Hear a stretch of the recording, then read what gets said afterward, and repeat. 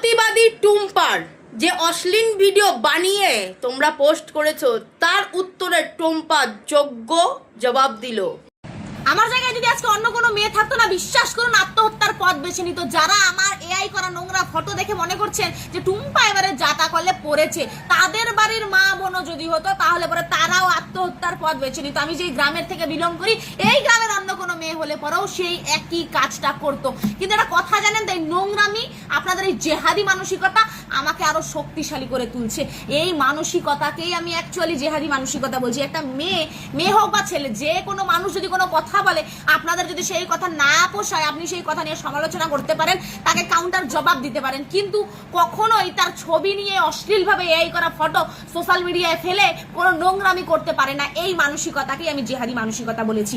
আর যারা এই জেহাদি মানসিকতাকে গোটা মুসলিম সমাজের উপর চাপিয়ে দেওয়ার চেষ্টা করছেন, তাদের প্রত্যেককে আমি বলবো একটুখানি আমার এলাকায় এসে ঘুরে যান, দেখে যান, একটু মানুষকে জিজ্ঞাসা করুন। কোনো হিন্দু সনাতনী কাউকে জিজ্ঞাসা করতে হবে না, মুসলিমদেরকেও জিজ্ঞাসা করুন, তারাই বলবে যে আমি তাদেরকে ঠিক কতটা সম্মান করি, কতটা শ্রদ্ধা করি।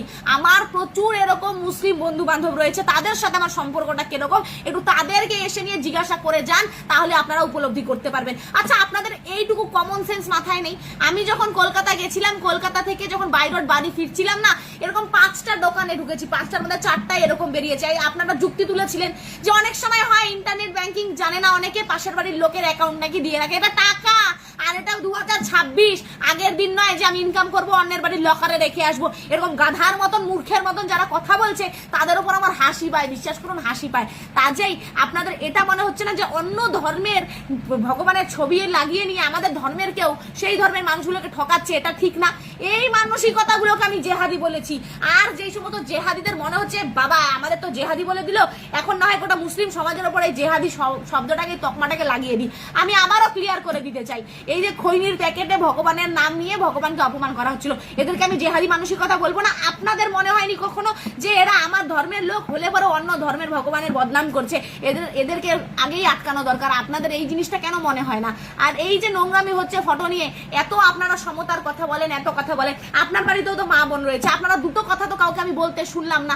স্পেশালি আমার যারা হিন্দু ধর্মের লোক রয়েছে, আমি আমার নিজের ধর্মের কথা বলি, আমার ধর্মের জন্য লড়াই করি, তাদের কখনো মনে হয় না সে আপনারা আমার যদি কোনো কথা অপছন্দ হয়ে থাকে আপনারা আলোচনা করতে পারেন, তার কাউন্টার জবাব দিতে পারেন। আমার বহু ফটো এর আগে এই হয়েছে, অনেক কিছু হয়েছে, আমি কোনো দিনও কোনো প্রসঙ্গে মাথায় ঘামাইনি। এই সমস্ত দেখে আমি বিশ্বাস করুন নিজেকে আরো শক্তিশালী তৈরি করি, আরো শক্তিশালী ভাবে সমাজে নিজেকে প্রতিষ্ঠিত করার লক্ষ্যে ছুটি। কাজেই এই সমস্ত যত নোংরামি আপনারা করবেন, আমি ভেতর থেকে আরো তত বেশি শক্তিশালী হব। আজকে এই ভিডিওটা বানানোর একটাই কারণ, আমি জেহাদি মানসিকতা যাদেরকে বলেছিলাম সেই জেহাদিদের গায়ে লেগে গেছে, আর সেই জেহাদিরা চেষ্টা করছে সেই সম্পূর্ণ সিম্প্যাথিটা নিয়ে মুসলিম সমাজের ওপর চাপিয়ে দেওয়ার। মুসলিম সমাজের মানুষকে আমি তো আর অন্যান্য এলাকার লোককে চিনি না। আপনাদের যদি কোনো ডাউট থেকে থাকে আমার এলাকায় আসুন, এসে নিয়ে মুসলিম আমার যত বন্ধু বান্ধব দাদা কাকা যারা রয়েছে তাদেরকে আমি কতটা সম্মান শ্রদ্ধা করি, একটু এসে নিয়ে শুনে যাবেন, তাহলে পরে আপনাদের কাছে সবকিছু জলের মতন পরিষ্কার হয়ে যাবে। আজকে ভিডিও বানানোর একটাই সব থেকে বড় বিষয়, সেটা হচ্ছে আজকে আমার মতন মেয়ের ফটো নিয়ে এরা নোংরামি করছে। তার মানে এরা কতটা বিষাক্ত মানসিকতার হতে পারে, কতটা জেহাদি মানসিকতার হতে পারে, একবার ভেবে দেখুন।